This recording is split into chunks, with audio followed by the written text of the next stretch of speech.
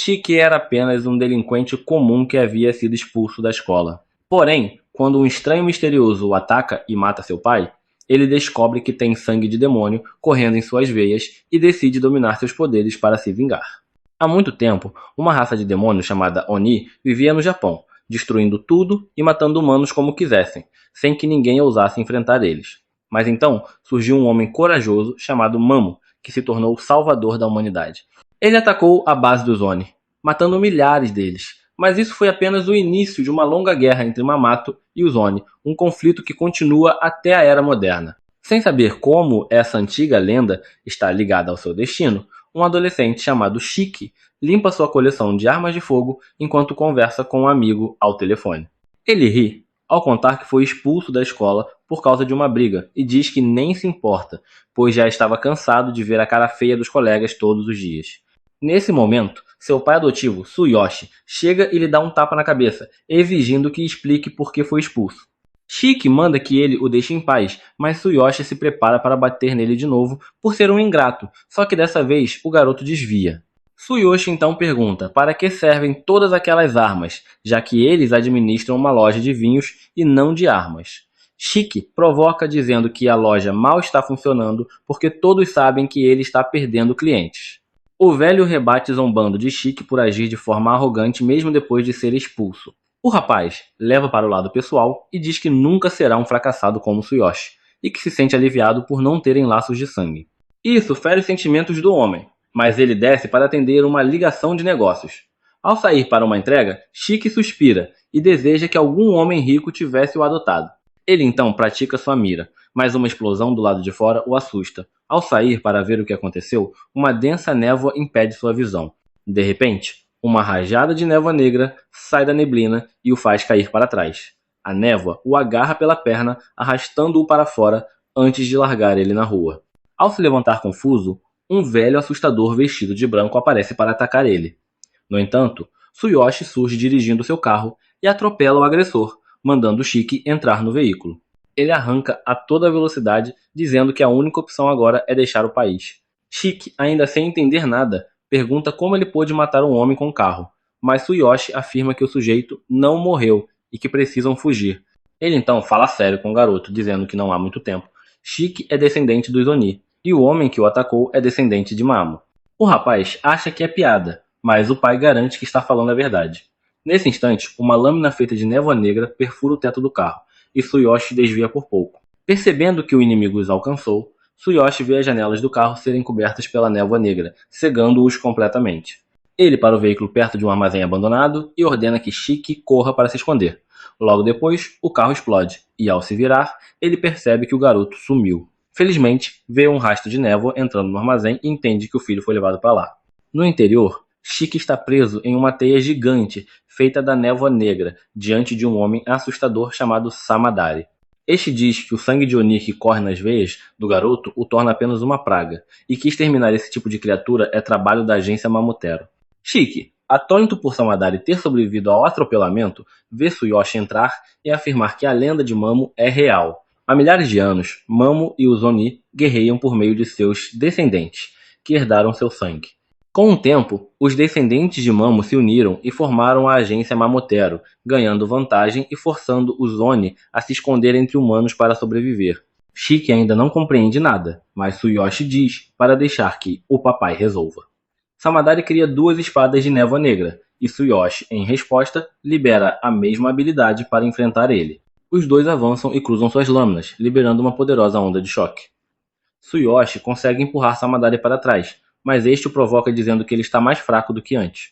Ele explica que a névoa negra é uma habilidade única dos descendentes de Mamo e que Tsuyoshi foi seu veterano na agência. Shiki fica surpreso ao descobrir que seu pai é descendente de Mamo, mas Tsuyoshi afirma que esqueceu completamente esse passado.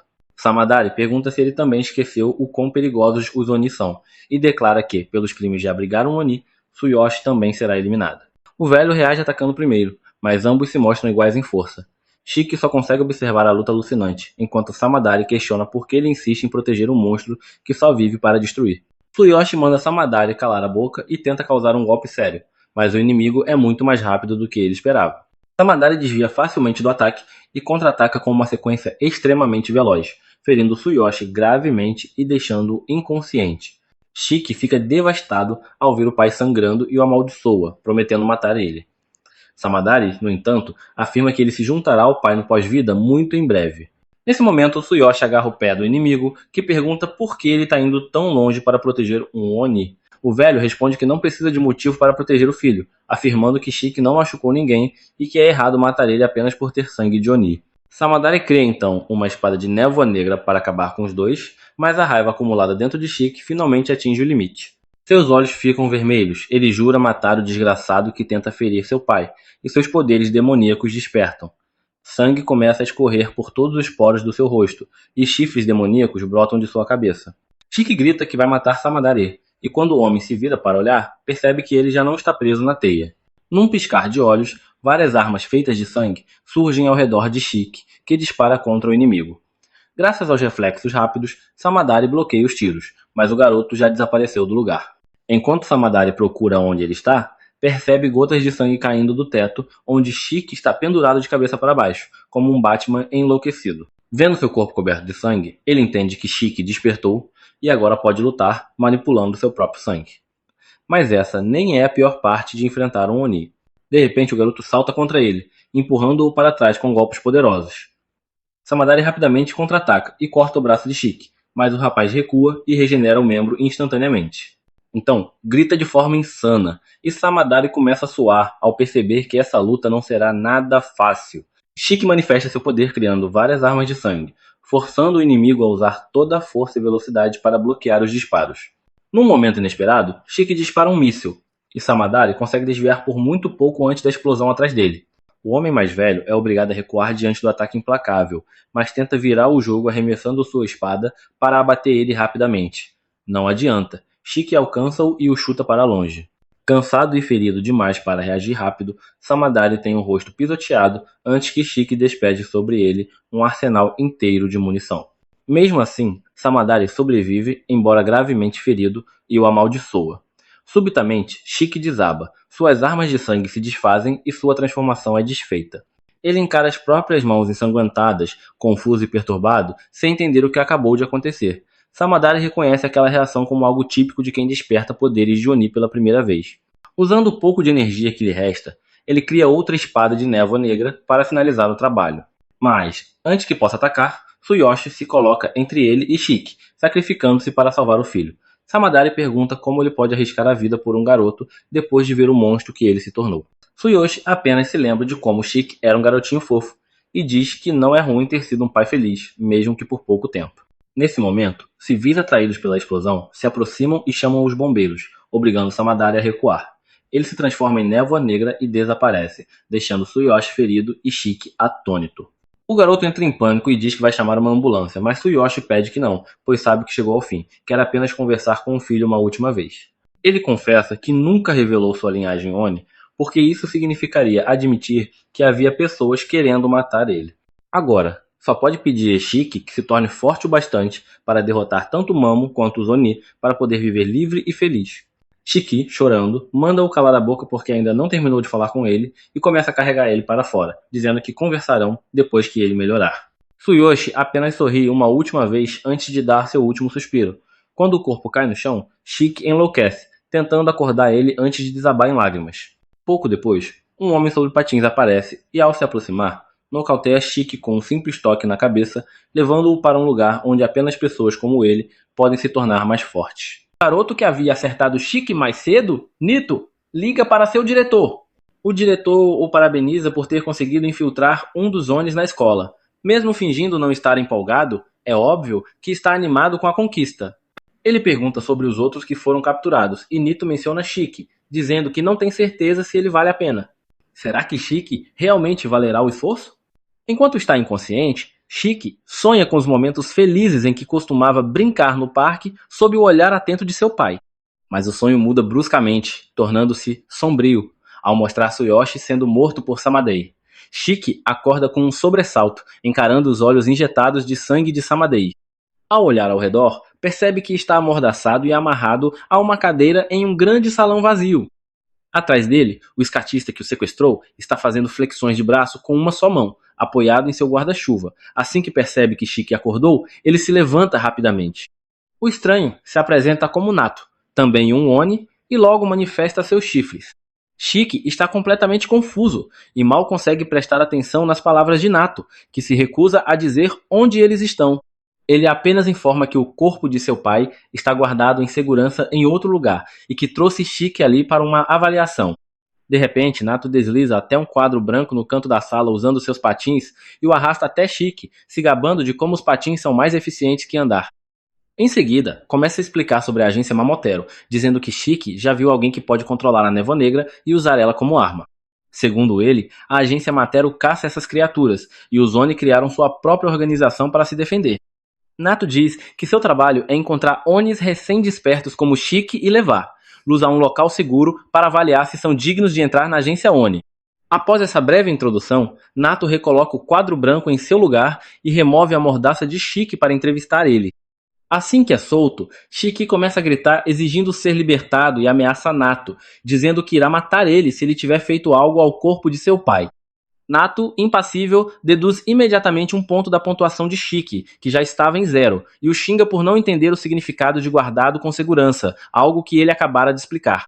Shiki fica ainda mais irritado e diz que jamais confiaria em alguém suspeito como Nato, que apenas responde que não esperava outra coisa.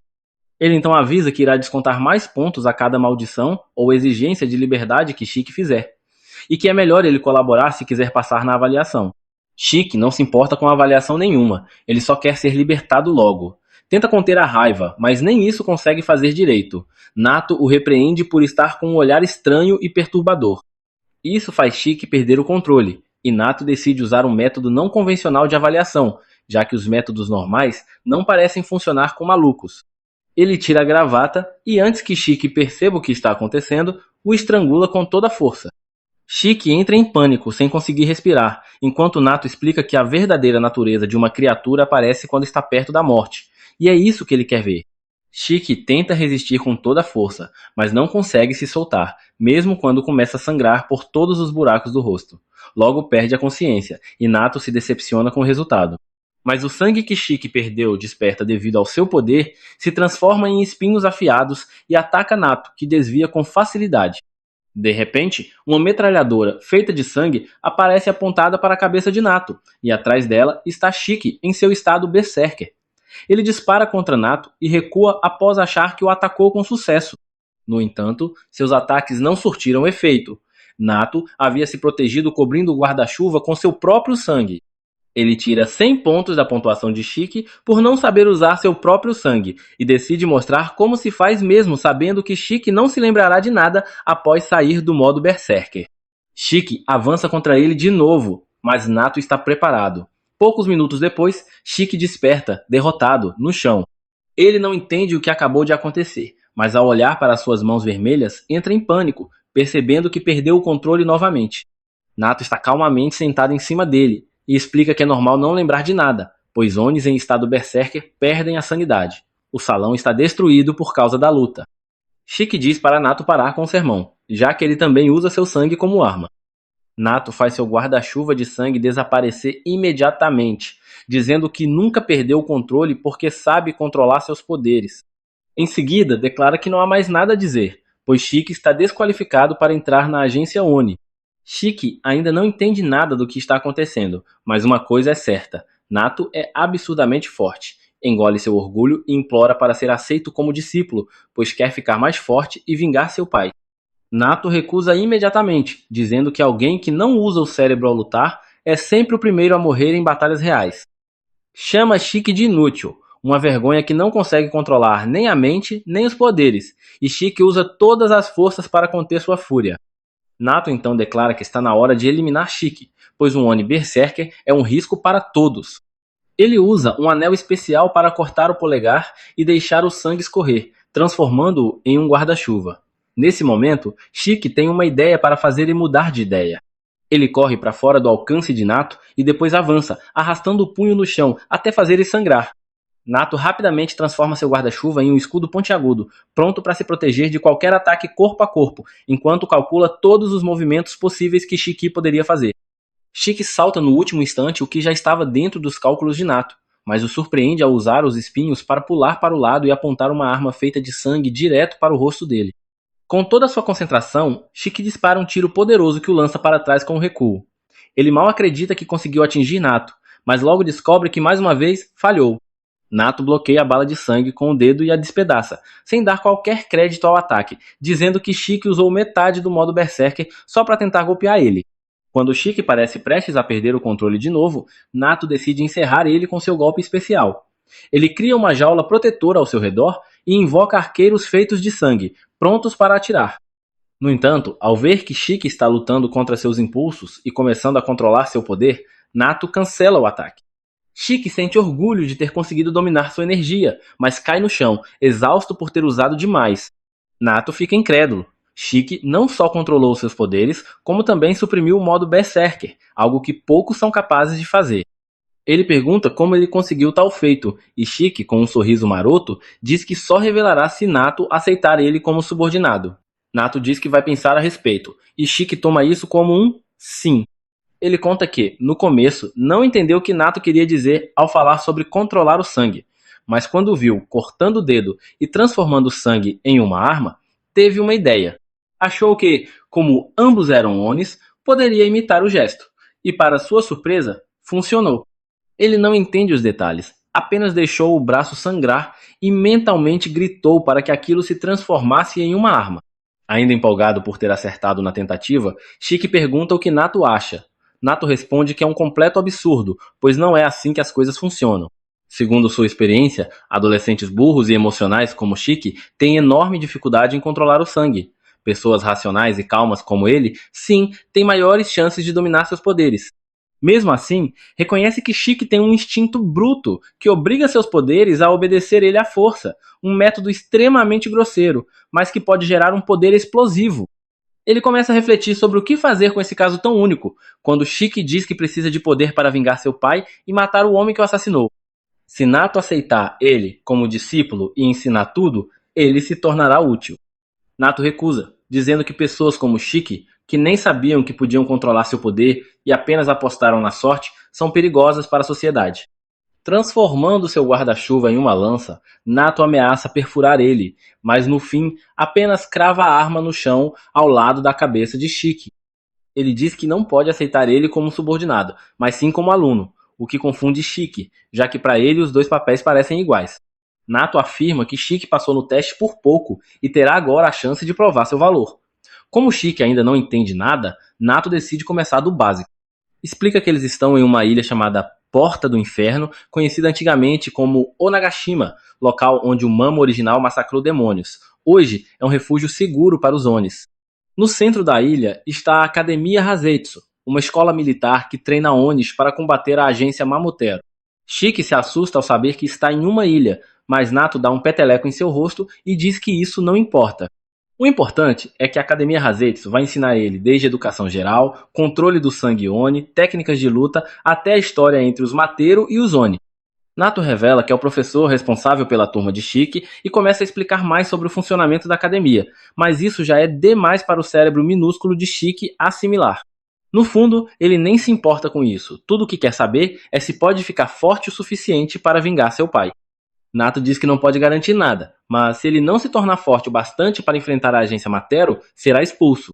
Logo, Chique se veste com o uniforme da escola, animado por entrar em um tipo de escola diferente. Mas Nato o alerta, outros também passaram no teste esse ano e Chique provavelmente é o menos habilidoso entre todos. De repente, Chique se lembra do pai e pergunta onde está o corpo. Nato responde que o colocaram no necrotério, pois queriam que o próprio Chique realizasse o funeral conforme suas crenças. Ele fica abatido ao pensar na morte do pai, e Nato o repreende, dizendo que ficar deprimido é perda de tempo. Se ele quer vingança, precisa focar em ficar mais forte. Chique comenta que Nato parece ser um cara legal no fim das contas, o que deixa Nato envergonhado, fazendo-o sair correndo, dizendo que se Chique não chegar na sala antes dele, será expulso. Chique consegue acompanhar ele. E enquanto pensa em como entrar na sala da melhor forma para gerar o máximo de aura, Nato simplesmente o chuta a porta dentro. Sentindo que entrou de maneira ridícula e perdeu pontos de aura, Chique, com o nariz sangrando, pede lenços a um garoto mascarado chamado Jin. Jin se revela ainda mais sombrio e cheio de atitude do que o próprio professor Nato. Ele olha para Chique com desprezo e diz para ele parar de falar com ele. Chique, irritado com a arrogância, começa a provocar ele por ainda não ter manifestado seus chifres. Em resposta, Jin faz seus chifres aparecerem com facilidade e afirma que só novatos burros que não conseguem controlar os próprios chifres os exibem o tempo todo. Esse comentário ofende outro aluno chamado Akari, que também tem dificuldades em controlar os seus. O clima começa a ficar tenso na sala de aula, com Chique ficando cara a cara com Jin, e parece que uma briga vai estourar a qualquer momento. Mas, antes que algo aconteça, Nato aparece repentinamente atrás deles, e Chique se dá conta de que está sentado bem ao lado de Jin, sem sequer perceber quando foi colocado ali. Join também está surpreso, mas Nato não se importa com o espanto dos alunos e ele diz que não tem tempo para lidar com as birras deles.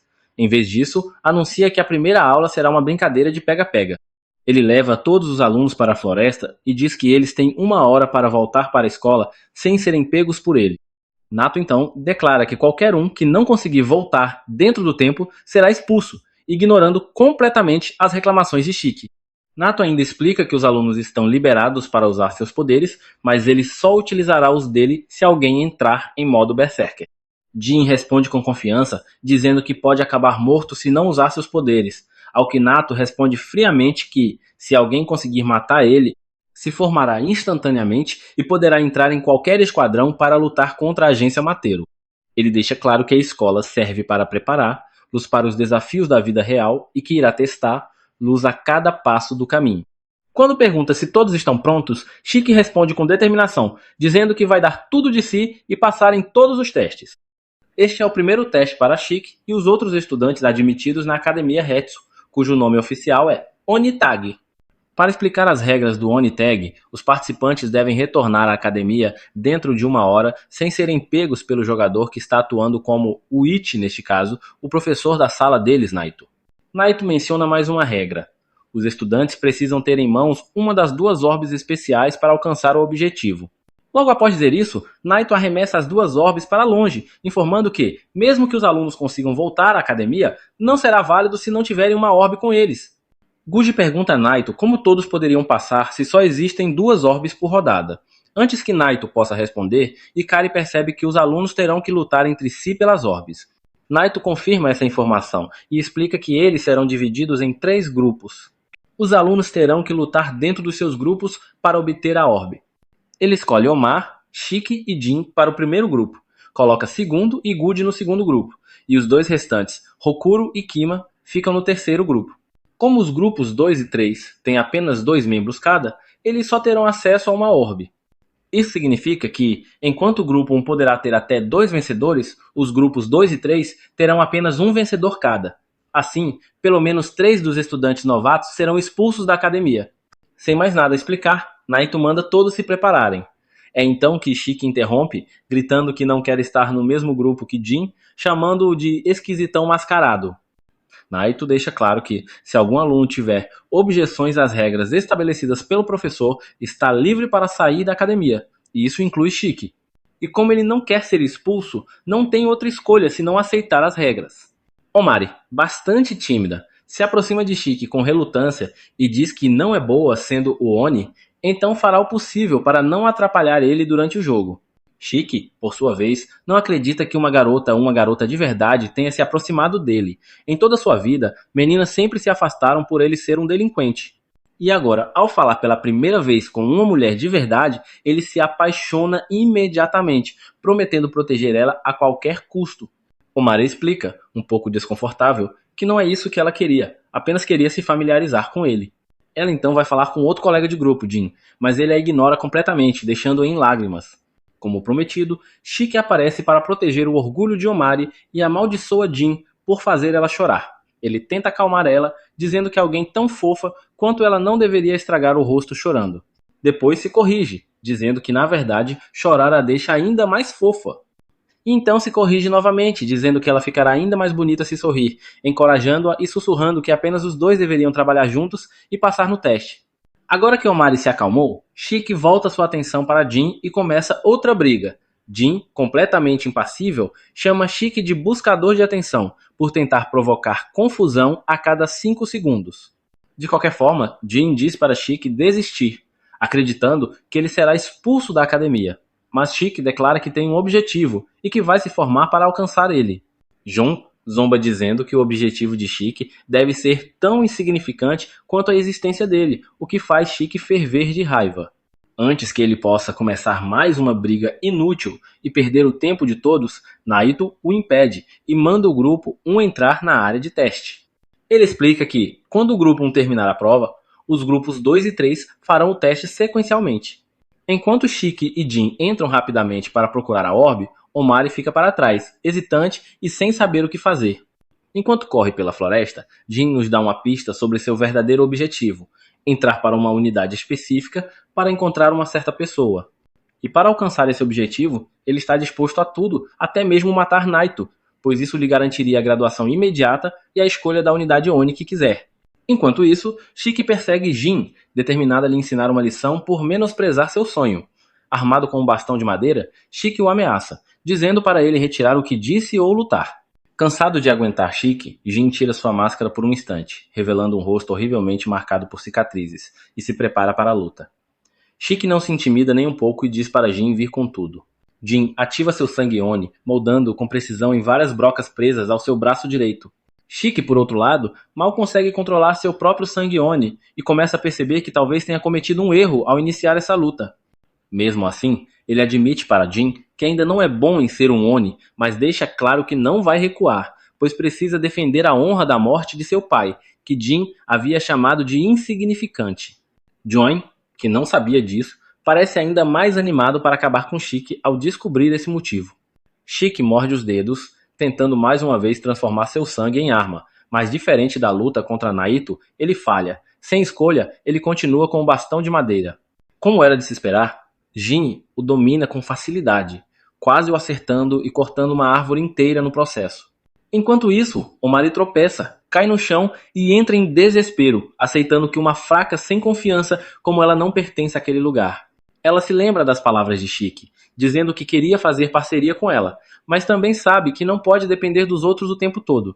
Mesmo assim, ela segue em direção ao som da luta entre Shiki e Jin, sem perceber que uma das orbes estava logo atrás dela. De volta ao confronto, Shiki tenta inutilmente acertar Jin, que o joga de um lado para o outro sem nem levar a luta a sério. Shiki perde o foco, distraído ao pensar em como controlar seu sangue, e é duramente punido por isso com um soco violento no rosto. Quando abre os olhos após o ataque, percebe que nunca se sentiu tão fraco. Desde pequeno, sempre foi teimoso e mais forte que qualquer um que quisesse enfrentar ele. Ele achava que seria assim ele também, mas as pessoas naquele lugar são muito mais fortes. Jin nem se vira para olhar Shiki caído no chão. Ele o zomba, dizendo que nem precisou usar seu sangue para derrotar ele, provando que Shiki é inútil. Ao se afastar, Shiki grita, revoltado por Jin simplesmente ter feito aquilo e ido embora. Ele promete que vai se vingar, mas Jin já perdeu a paciência com a postura dele. Diz que o melhor seria Shiki morrer, por ser fraco, e dispara um ataque sangrento. Ao mesmo tempo, Omari, que procurava por eles na floresta, finalmente os encontra. A garota corre inocentemente em direção aos dois, sem saber que está indo direto para o ataque. Ela sorri ao ver o poder se aproximando, sem perceber o perigo. O clima se torna tenso, já que o ataque poderia acabar com todos ali, mas Shiki, que prometeu proteger ela, corre para salvar ela. Ele a segura e protege com o corpo, e quando o ataque passa, ele a solta, mas está gravemente ferido e seu sangue escorre sobre o corpo dela. Shiki vai confrontar Jin, perguntando por que ele fez algo tão perigoso e colocou todos em risco. Jin não demonstra remorso. Diz que não é culpa dele se os outros são fracos, e que, por isso, merecem morrer. Omari vê o ferimento em Shiki e se sente culpada. Ela abaixa a cabeça e se desculpa, mas ele insiste que ela não é a culpada, e sim Jin. Mesmo assim, ela continua pedindo perdão, e suas lágrimas se transformam em sangue. A partir dessas lágrimas, um monstro horrível surge, um Oni deformado e coberto de sangue. O sangue dos Onis pode gerar várias formas, e Omari sabe o quão perigosa essa criatura é. Ela clama para que todos fujam, pois o monstro vai matá-los. A criatura os ataca com força, e tudo indica que esse pode ser o fim. Enquanto isso, Naito observa a cena, e o diretor da academia fala com ele. O diretor lembra que esse deveria ser apenas um dia de orientação, mas Naito transformou a situação em um campo de guerra. Naito responde que o que ele está ensinando vai além de qualquer orientação teórica, é algo mais produtivo. O diretor sempre suspeitou que Naito não fosse uma pessoa gentil, mas também sabia que havia uma parte nele que era. Ele comenta sobre como Onis morrem ainda crianças, alguns apenas por serem parentes de Onises, outros levados a laboratórios para testes. Ele se pergunta o que essas crianças pensam quando estão prestes a morrer. Mas Naito não se importa. Para ele, um Oni fraco merece morrer. Shiki consegue sobreviver ao ataque da criatura e se pergunta se Jin também sobreviveu. Jin salta de dentro de um arbusto e volta ao campo de batalha, pronto para continuar lutando. Shiki corre até o mar e pergunta se ela consegue controlar o monstro, mas ela admite que não. A criatura se alimenta do sangue dela, e ela está perdendo muito. Shiki entende que precisa tirar ela dali imediatamente. Ao se aproximar, percebe algo estranho o monstro. Em vez de atacar ela, parece estar tentando proteger ela. Ele se pergunta o que poderia ter causado aquilo, mas não para. Ele tenta alcançar ela, mas o monstro cospe sangue e o arremessa. Ele ouve Omar chamar o monstro de irmã, e percebe que pode ser um trauma. Omar diz a ele que deveria fugir, mas ele não pode fazer isso. Ele a lembra de que ela está perdendo sangue e pode acabar ficando sem. Ela não se importa consigo mesma ou com sua saúde, e está bem em morrer, mas ele está preocupado. Ela precisa encarar o fato de que está por um fio, e ele só quer ajudar. Saber que é tão fraco assim nem é difícil, é simplesmente patético. Ele se lembra de como viu seu pai morrer e era fraco demais para fazer qualquer coisa, e mesmo agora continua sendo fraco. Ele começa a chorar porque seu sangue não consegue liberar nada. Jin aparece e diz para ele ir embora se quiser chorar. Jin corre para lutar e admite que o golpe que levou do monstro ainda o está afetando. Mas, se ele fugir agora, vai morrer, então não pode. Ele se fere para liberar seu sangue e ativa a liberação de sangue do Eclipse. Jin libera duas armas diferentes, o que choca Naito, que os observa de longe. Requer muito controle de sangue para um Oni, especialmente um tão jovem, conseguir liberar duas armas com sucesso. Liberar uma arma através do sangue exige trabalho mental intenso. Seu cérebro libera algo através do sangue, e isso cria algo com o qual você tem familiaridade. Para alguns, é uma arma que amam, para outros, é um trauma guardado por anos. De qualquer forma, exige intencionalidade. Ele sabe que Shiki não conseguirá liberar nada, porque o que ele conseguiu na luta anterior foi apenas sorte. Jin salta para lutar contra o monstro e tenta cortar sua cabeça, mas fica chocado quando o monstro se defende. Ele pula para longe e o monstro tenta revidar. Jin continua cortando sangue com sua espada e Shiki observa a luta, refletindo por que é fraco demais até para invocar uma arma. De repente ele percebe que tudo que Jin está usando é para cortar, o que significa que ele só pode criar armas de corte. Ele se lembra de que criou uma arma de fogo antes e se recorda de que, quando era criança, amava armas. Então tenta descobrir que tipo de arma pode obter. Por outro lado, a luta entre o monstro e Jin se intensifica, e Naito percebe que não pode continuar apenas assistindo, então se prepara para ajudá-los. Antes que faça isso, o monstro grita, e Shiki manda que ele fique quieto. A atenção dele se volta para Shiki, que conseguiu direcionar seu sangue para criar uma arma de fogo. Naito fica aliviado por Shiki ter conseguido controlar seu sangue. Shiki atira com a arma no monstro e explode sua cabeça, enquanto Jin o observa em choque. E o próprio Shiki sente orgulho. Ele finalmente conseguiu controlar sua arma. A Titã fêmea começa a desaparecer enquanto seus fragmentos se espalham por todos os lados, e Homer perde a consciência. Enquanto isso, Jin ainda está chocado com o poder de fogo de Shiki quando, de repente, começa a chover sangue. No entanto, logo percebe que era apenas o sangue espalhado no ar pelo ataque anterior de Shiki, e que em seguida se transforma em chuva normal. Já então entende que o ataque de Shiki não apenas matou a Titã fêmea, mas também alterou o clima. Shiki, por outro lado, nem pensa nisso. Ele começa a se dirigir até Homer para ver se ela está bem, mas sua visão fica turva e ele cai no chão, incapaz de se mover. Nesse momento, Nato aparece, explicando que ele liberou uma quantidade absurda de sangue e por isso seu corpo não tem mais forças. Shiki insiste que ainda pode continuar e com esforço consegue se levantar, mas por menos de 5 segundos, antes de cair novamente. Nato chama de novato incapaz de controlar o próprio poder, embora reconheça internamente que o que viu foi além de tudo que já presenciou. Ele adverte Shiki que, se gastar sangue demais, pode acabar morrendo, o que faz Shiki se preocupar mais com Homer do que consigo mesmo. Ele pede a Nato para verificar ela primeiro, pois ela também pode ter usado muito sangue, e só depois se preocupar com ele. Nato se surpreende que Shiki, mesmo nesse estado, esteja pensando em outra pessoa. Porém, antes que possa ajudar eles, Jin lança um ataque surpresa contra ele. Felizmente, os reflexos de Nato são rápidos o suficiente para bloquear o golpe e empurrar Jin para trás. Este, com frieza, diz que não precisam se preocupar com perdedores. Nato Indignado, pergunta o que acontecerá se Homer morrer por não receber tratamento imediato, e Jane responde que isso não o interessa. Desgostoso, Nato afirma que odeia pessoas egoístas como ele. Jane, indiferente, apenas pergunta se pode se formar caso o mate, e Nato confirma. Isso basta para que Jane avance com seu motosserra de sangue, mas Nato bloqueia com seu guarda-chuva feito de um material indestrutível, tão resistente quanto a calça do Hulk. Em seguida, aciona um botão que libera uma cortina de fumaça. Jae-in acredita que ele tentará atacar ele de surpresa e se mostra confiante de que poderá matar ele assim que entrar em seu alcance. No instante seguinte, porém, é atingido por balas rápidas e precisas, forçando-o a se abrigar atrás de uma árvore. Nato continua disparando balas de borracha com seu guarda-chuva multifuncional, avisando que elas não matam, mas causam dor extrema, especialmente porque mirou propositalmente na mão ferida de Jin para causar o máximo de dano. Jae-in percebe que Nato pretende manter distância, acreditando que ele só sabe lutar de perto, mas revela ter truques para esse tipo de situação. Ele sai da cobertura, desviando das balas, e lança lâminas voadoras. Nato desvia facilmente, mas se surpreende com a versatilidade do inimigo. Juwain então continua o ataque, surgindo atrás de Nato no ar, acreditando que ele não terá como se defender. No entanto, Nato arremessa uma bomba, e Jin entra em pânico até descobrir que é apenas mais uma bomba de fumaça. Convencido de que Nato atacará de longe outra vez, não percebe o movimento dele por trás e acaba recebendo um golpe esmagador nas costas, quase partindo sua coluna. Nato o repreende por confiar demais em suas previsões durante uma batalha, pois isso o deixa vulnerável a ataque surpresa. Exausto e ferido demais para se mover, Jane ainda tenta resistir, forçando Nato a inverter o guarda-chuva e usar ele como uma gaiola para prender ele. Enquanto Jin tenta se libertar desesperadamente, Nato pergunta se ele está tão ansioso assim para ver o próprio pai. O garoto congela ao ouvir isso e exige saber como Nato descobriu. Nato revela que leu seu arquivo e sabe que seu pai é um mamotero.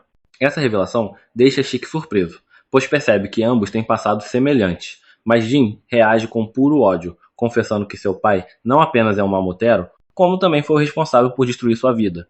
Matou sua família, fez experimentos nele e deixou cicatrizes por todo o seu corpo. Jin se lembra de ter sobrevivido comendo lixo e alimentando um ódio crescente, jurando que um dia matará o próprio pai, mesmo que isso custe sua vida.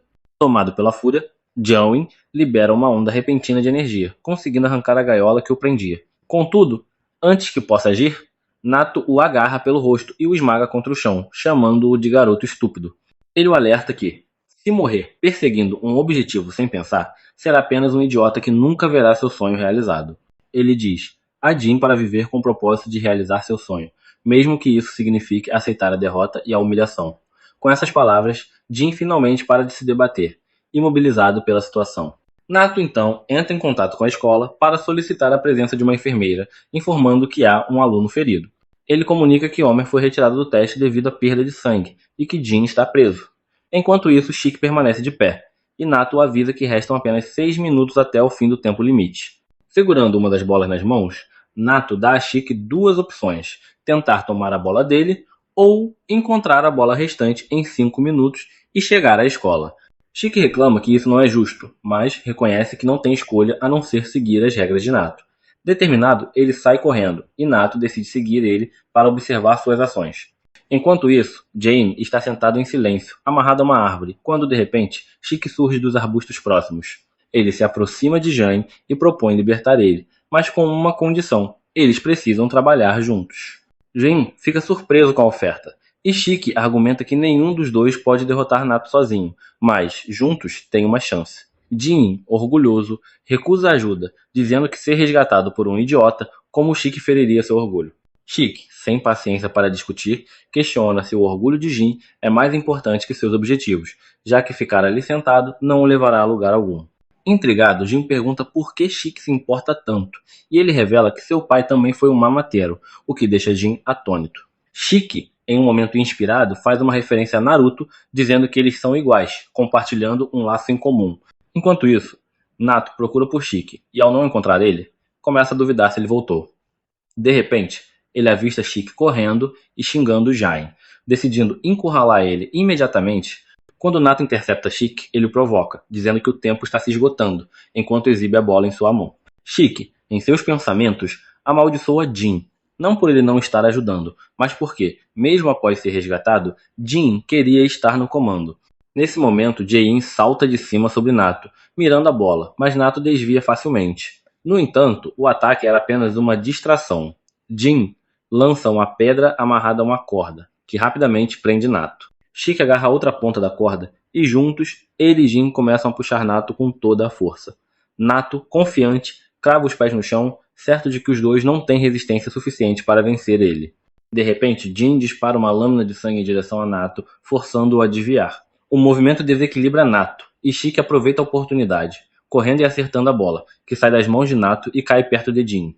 Nato acredita que, se Ju-In tentar levar a bola à escola, Shiki tentará roubar ela e planeja aproveitar a disputa entre eles. Para sua surpresa, Shiki instrui Ju-In a pegar a bola e correr. Jae-in obedece e Shiki o incentiva com entusiasmo, proclamando que conseguiram tomar a bola de Nato. No entanto, Nato o lembra que apenas quem entregar a bola na escola passará no teste, o que significa que nesse momento apenas Jain teria sucesso.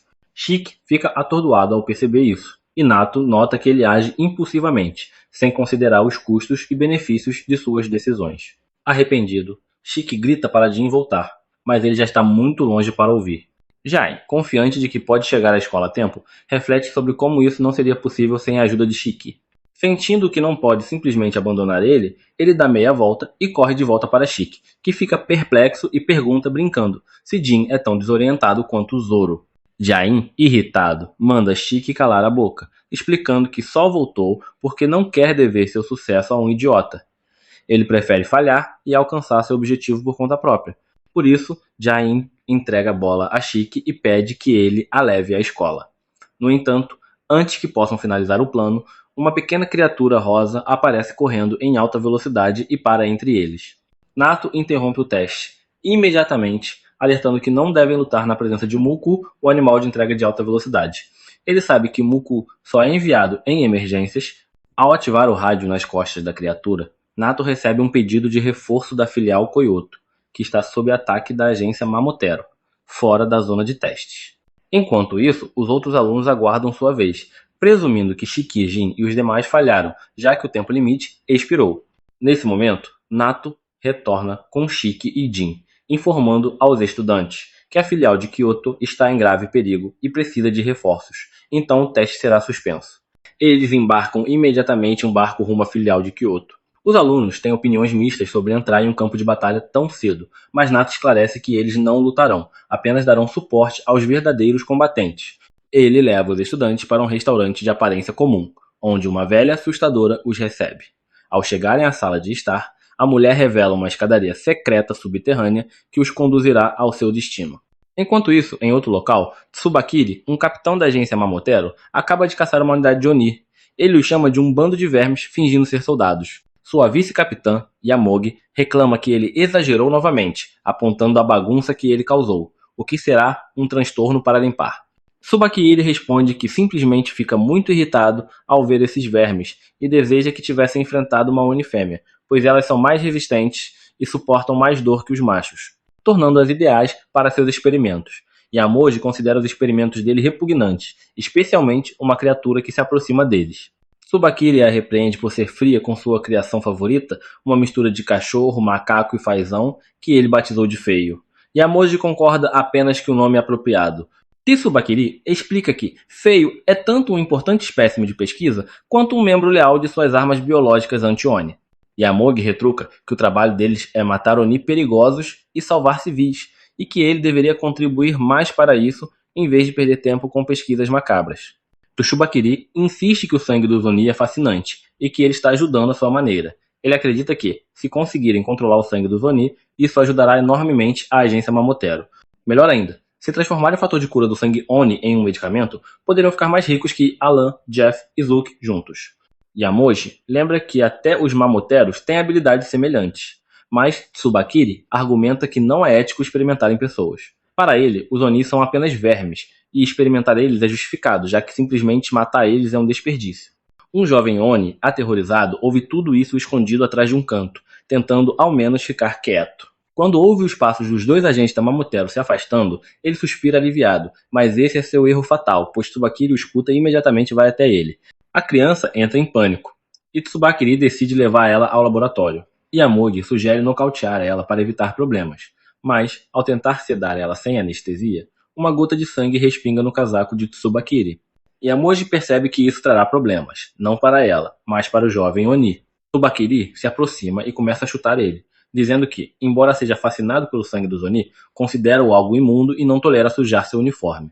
Ele pergunta à criança se seus pais vivem por perto e se estavam no grupo que ele acabou de matar. Sem resposta, ele ergue os corpos dos Oni mortos para mostrar eles, perguntando se os pais dela estão ali. A criança, paralisada de medo, não consegue falar, e Tsubakiri decide esmagar ela com os cadáveres.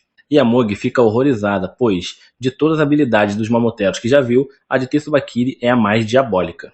A névoa negra que sai de seus corpos é na verdade uma bactéria especial que vive em seu sangue, usada para criar armas. Tsubakiri, porém, usa essa bactéria para controlar cadáveres, algo que Yamogi ainda não consegue aceitar.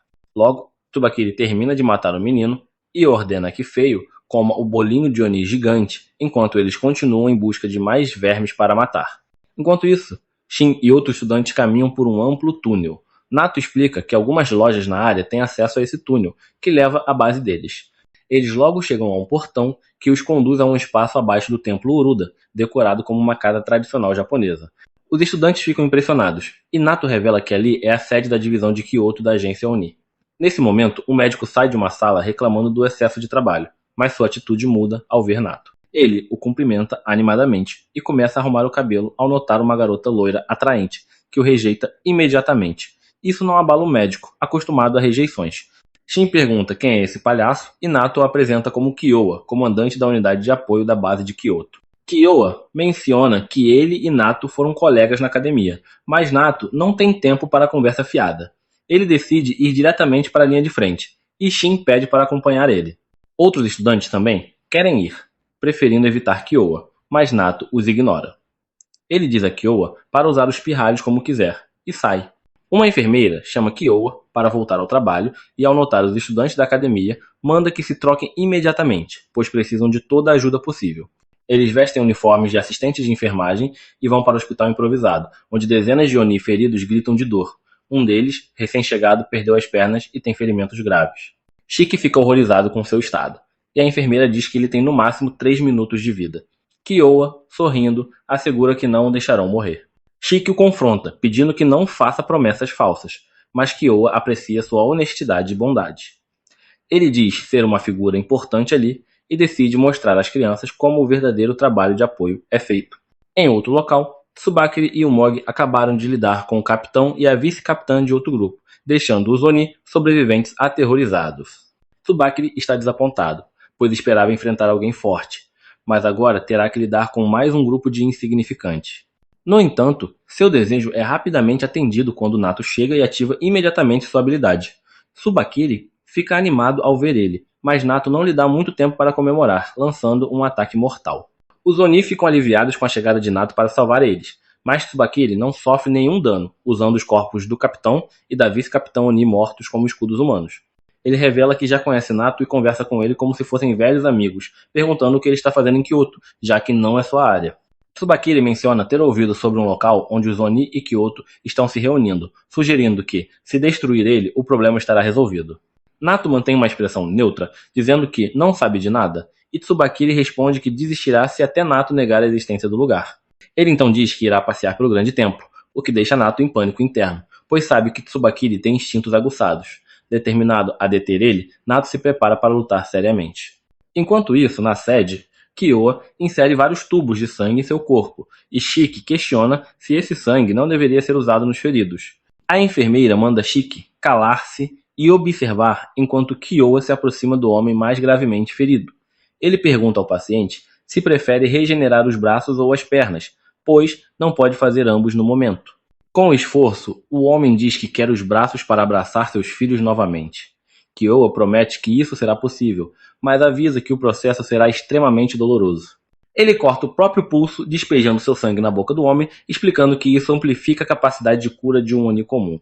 Assim que o sangue começa a fazer efeito, o homem grita de dor, e a enfermeira ordena que os estudantes o segurem. Shiki e os outros obedecem, enquanto ela instrui os demais a buscar mais sangue na sala ao lado. Logo, algo começa a surgir nos braços enfaixados do homem, e Shiki fica horrorizado ao ver o que parecem ser dedos humanos. Quando os outros estudantes retornam, os braços do homem se regeneram completamente, e até as graves queimaduras em seu peito cicatrizam. Shiki pergunta a Kyoa se também podem regenerar as pernas, e ele confirma, mas explica que isso deve ser feito gradualmente, com pequenas doses de sangue, pois o homem já consumiu muito e pode desenvolver anticorpos sem ingerir mais. Kyoa então se aproxima do paciente, informando que ele será afastado da unidade de combate, mas poderá se juntar à unidade de apoio para ajudar outros. Com próteses, ele logo estará brincando com seus filhos, o que emociona o homem às lágrimas. Kyoa se vira para os estudantes, alertando que eles poderiam estar no lugar daquele homem no futuro. Ele reconhece o desejo de glória nas linhas de frente, mas lembra que os combatentes só lutam com coragem porque há uma unidade de apoio para proteger eles. Shiki e outros ficam impressionados e se oferecem para ajudar Kyoa de qualquer forma. Ele pede a Shiki que auxilie com outra questão, levando-o até uma garota deprimida chamada Mei, internada após um ataque da agência Mamotero. Seus pais estão desaparecidos, e Kyoa acredita que a bondade de Shiki pode confortar ela. Shiki aceita a tarefa e conversa com Mei, que, aos poucos, se abre. Ele pergunta sobre a escola, e ela revela que nunca frequentou uma. Enquanto Shiki se pergunta se Mei é uma encrenqueira como ele, a unidade de apoio traz corpos do campo de batalha, e os pais de Mei estão entre eles. Ela desaba em lágrimas ao ver eles, e Kyoa comenta que, mesmo com o tempo, nunca se acostuma com cenas tão dolorosas. No entanto, há um plano mais sombrio por trás dos corpos. Tsubakiri revela a Nato que infectou alguns cadáveres de Oni com sua bactéria, sabendo que a unidade de apoio os levará para a base para um funeral digno. Ele planeja controlar os corpos remotamente para destruir a base. Nato fica chocado, e Tsubakiri decide testar se seu plano funcionou. Ele reanima o corpo do pai de Mei enquanto Shiki e Kyoa estão distraídos, e Mei, acreditando que ele está vivo, fica eufórica. No entanto, sob o comando de Tsubakiri, o corpo começa a estrangular ela, Shiki e Kyoa. Percebem rapidamente, e Kyoa identifica a habilidade de Tsubakiri. Ele ordena que Shiki cubra os olhos de Mei, que obedece, enquanto Kyoa perfura o cérebro do homem com duas facas afiadas, imobilizando-o. Mei chora ao ver o que aconteceu com seu pai, e Kyoa percebe que pode haver mais zumbis fantoches como esse na base. Mas é aí que o vídeo termina.